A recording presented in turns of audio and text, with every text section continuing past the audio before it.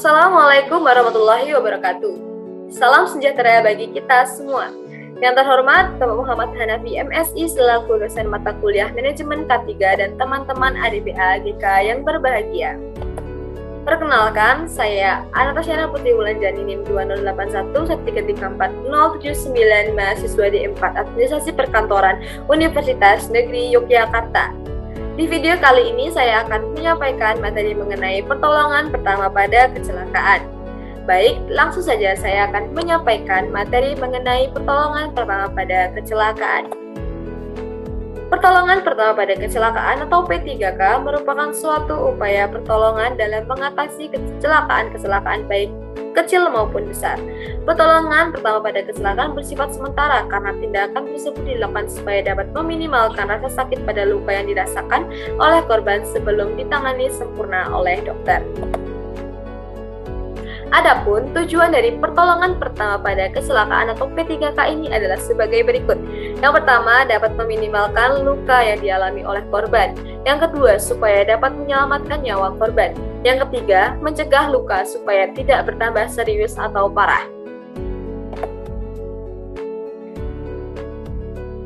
Yang selanjutnya adalah Sistem Manajemen Kesehatan dan Keselamatan Kerja atau SMK 3.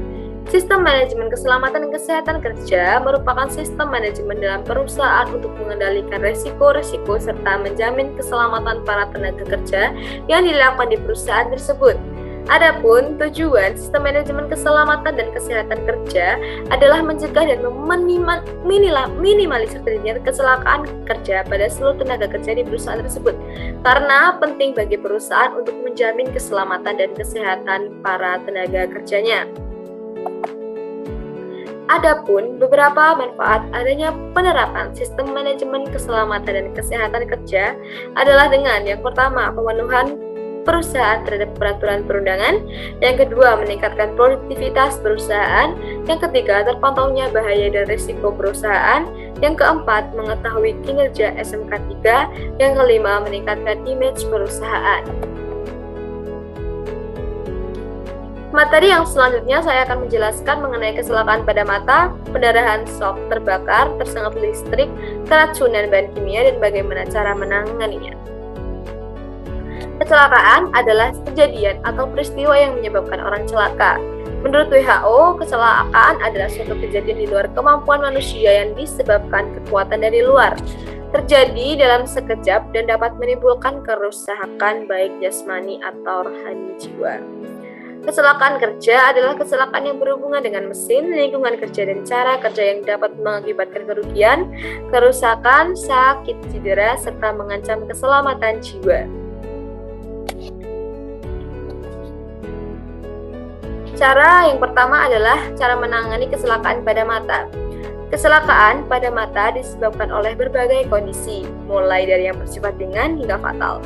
Berikut ini adalah beberapa sumber dan penyebab kecelakaan pada mata serta penanganannya, yaitu: yang pertama, zat pada mata jika tidak berbahaya dapat dihilangkan dengan sapu tangan yang dibasahi air dengan membuka kelopak mata bagian bawah. Bila kotoran ada di bagian kelopak mata bagian atas, kedip-kedipkan mata dalam air di atas piring yang kecil.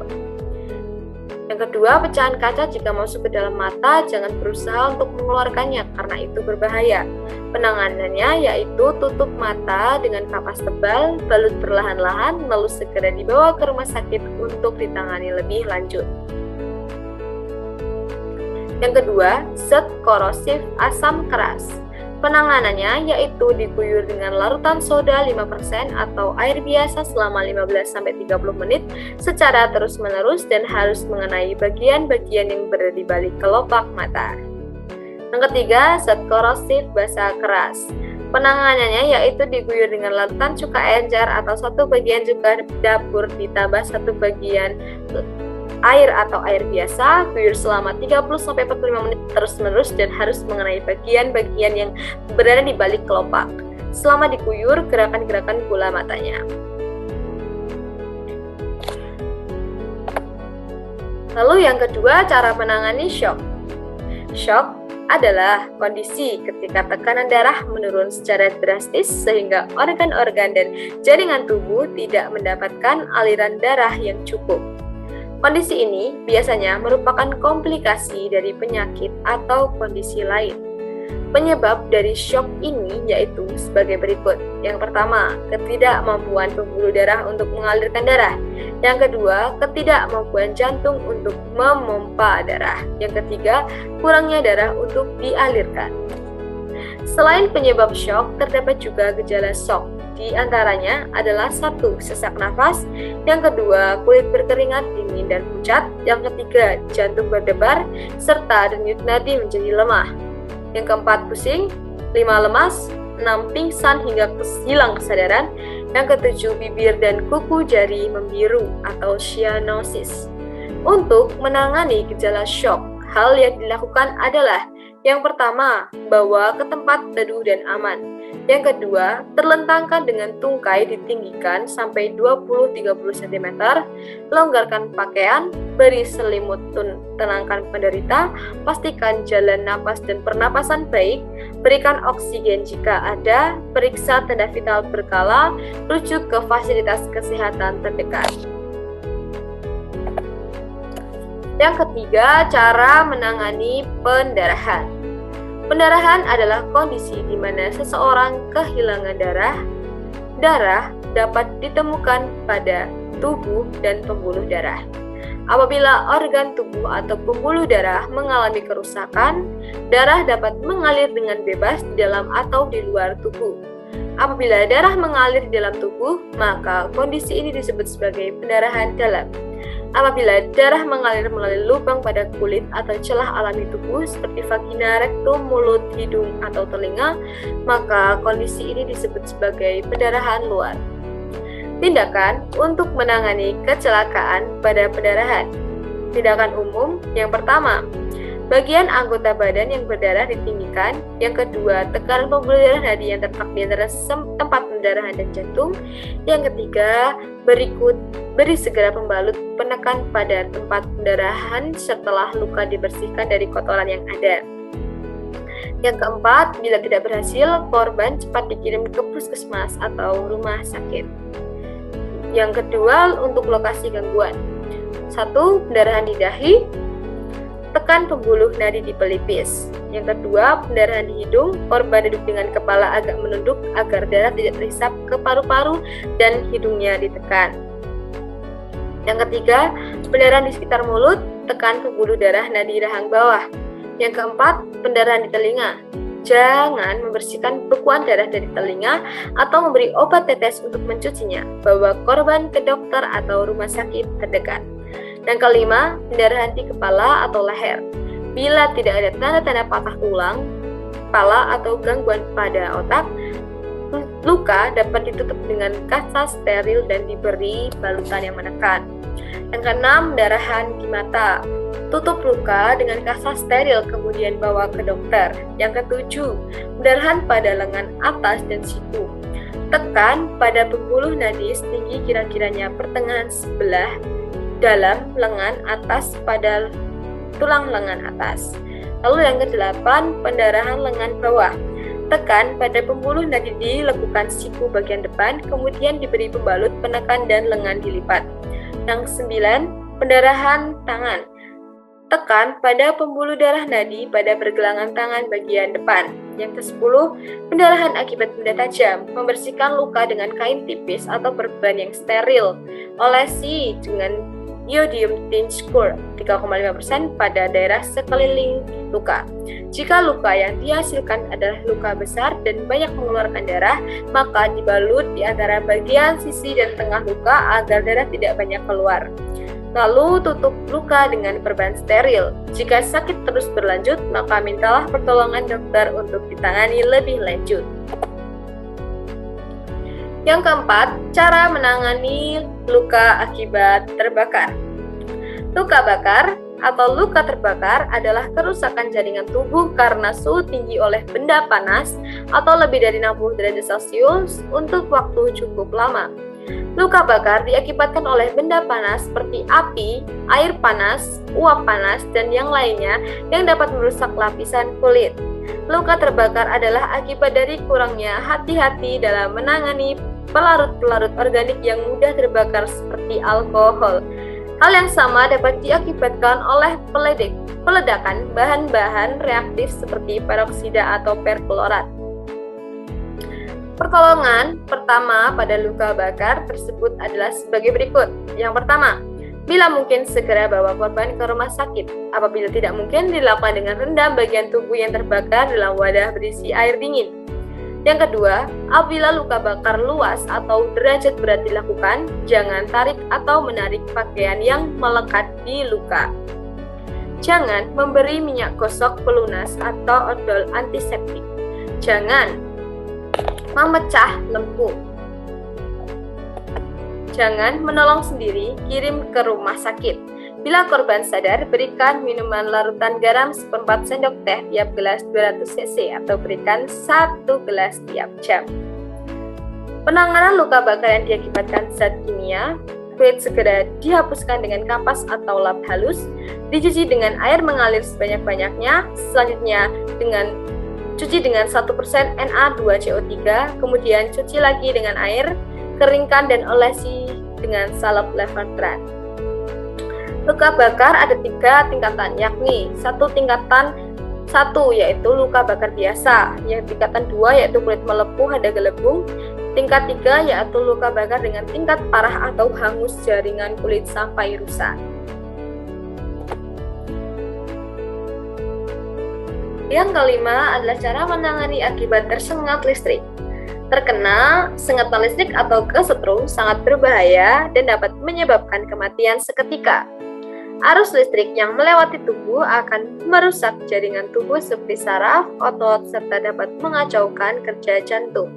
Pada korban tersengat listrik seringkali jatuh pingsan, mengalami henti nafas, denyut jantung tak beratur, atau bisa jadi malah berhenti sama sekali dan mengalami luka bakar yang luas. Berikut ini yang harus dilakukan untuk menangani korban yang tersengat listrik adalah 1.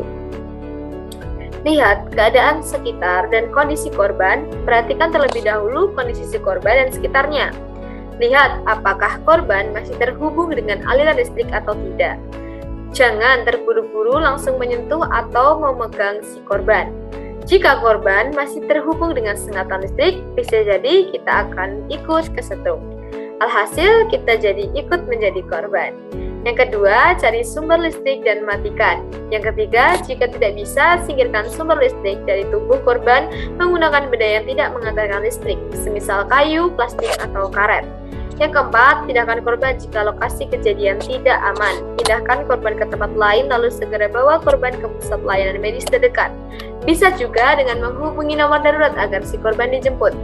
Yang kelima, lakukan perawatan sambil menuju atau menunggu bantuan medis datang. Baringkan korban dalam posisi terlentang. Yang keenam, posisi kaki diatur agar lebih tinggi dari kepala untuk mencegah terjadinya shock. Yang ketujuh, periksa pula pernapasan dan denyut jantungnya. Jika jantung atau napas korban terhenti, Anda bisa melakukan tindakan cardiopulmonal resuscitation atau CPR dengan catatan Anda menguasai tekniknya. Tersengat, arus listrik atau kesetrum memiliki gejala sebagai berikut. Yang pertama, cedera, luka bakar akibat listrik masuk dan keluar. Yang kedua, mati klinis, hilang kesadaran, henti napas, henti jantung. Yang ketiga, kerusakan jaringan. Yang keempat, kejang atau kontraksi otot tidak teratur. Yang kelima, gelisah, nyeri otot, kelumpuhan, dan gangguan penglihatan. Cara menangani cedera akibat aliran listrik yang pertama adalah pendekatan kecelakaan. Jangan panik, hubungi pihak berwenang dan personil yang ahli dalam kelistrikan. Yang kedua, lakukan penilaian keadaan baik keamanan penolong, penderita, dan lingkungan. Yang ketiga, putuskan aliran listrik. Yang keempat, gunakan alat pelindung diri, berdiri pada permukaan basah dan kering, gunakan material non-konduktif. Yang kelima, penderita mungkin memerlukan bantuan pernapasan. Yang keenam, apabila penderita masih bernapas dan ditemukan denyut nyadi, berikan pertolongan sesuai jenis dan kondisi luka. Yang ketujuh, tangani shock jika ada. Yang kedelapan, segera rujuk ke rumah sakit terdekat serta informasi level tegangan, durasi shock, dan titik masuk serta titik keluar sengatan listrik. Yang terakhir adalah cara menangani akibat keracunan bahan kimia. Keracunan adalah kondisi yang disebabkan oleh menelan, mencium, menyentuh, atau menyuntikkan zat yang berbahaya bagi tubuh. Keracunan diakibatkan sebagai penyerapan bahan-bahan kimia beracun atau toksis seperti amonia, karbon monoksida, benzen, kloroform, dan sebagainya. Keracunan dapat berakibat fatal ataupun gangguan kesehatan. Adapun cara mengatasi keracunan bahan kimia sebagai langkah awal adalah pencegahan kontak bahan kimia dengan tubuh secepat mungkin adalah 1. Cucilah bahan kimia yang masih kontak dengan tubuh. Yang kedua, usahakan penderita keracunan tidak kedinginan. Yang ketiga, jangan memberikan minuman beralkohol kepada penderita karena akan mempercepat penyerapan racun di dalam tubuh. Yang keempat, jika sukar bernafas, bantu dengan pernafasan dari mulut ke mulut. Yang kelima, segera bawa ke rumah sakit. Yang keenam, keracunan memiliki gejala yaitu pusing, sesak nafas, muntah, sakit perut, diare, kejang-kejang, kram perut, air liur berlebih, nyeri otot, koma, dan pingsan. Tindakan yang harus dilakukan yaitu sebagai berikut. 1. Jika korban tidak sadar, jangan disuruh muntah atau minum.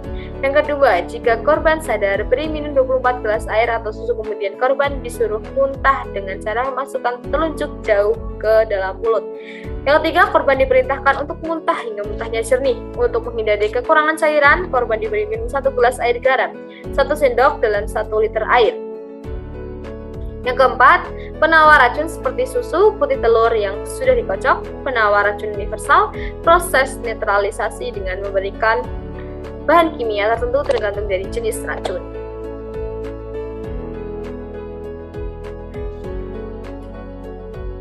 Sekian materi mengenai pertolongan pertama pada kecelakaan, dan selanjutnya saya akan menyampaikan kesimpulan materi yang sudah saya sampaikan. Kesimpulannya adalah pertolongan pertama pada kecelakaan atau P3K merupakan suatu upaya pertolongan yang dilakukan secara sederhana untuk mengatasi kecelakaan, baik kecil ataupun besar. Pertolongan ini bersifat sementara dikarenakan tindakan ini dilakukan supaya dapat meminimalkan rasa sakit yang dirasakan oleh korban sebelum ditangani oleh dokter. Oleh karena itu, diharapkan para masyarakat memahami cara bagaimana untuk dapat menggunakan kotak P3K dan memahami cara bagaimana untuk menangani macam-macam luka, supaya jika sewaktu-waktu terdapat kecelakaan di dekat mereka dapat menolong untuk meminimalisir rasa sakit korban. Maka dari itu, pentingnya kotak P3K yang mudah untuk dibawa kemana-mana, dan setiap industri pun wajib mempunyai kotak P3K di beberapa sudut gedung. Selain P3K, Sistem Manajemen Keselamatan dan Kesehatan Kerja atau SMK3 pun sangat penting diterapkan di perusahaan. SMK3 adalah sistem manajemen dalam perusahaan untuk mengendalikan risiko-risiko serta menjamin keselamatan para tenaga kerja yang dilakukan di perusahaan tersebut. Tujuan serta manfaat penerapan SMK3 di industri ialah untuk mematuhi peraturan perundang-undangan mengenai K3 terhadap industri atau perusahaan, dan juga untuk bertujuan melindungi para tenaga kerja dari segala bentuk kecelakaan kerja. Demikianlah materi yang dapat saya sampaikan. Saya Anastasia Putri Wulanjani pamit undur diri. Jika banyak salah kata mohon dimaafkan. Sekian dan terima kasih. Wassalamualaikum warahmatullahi wabarakatuh.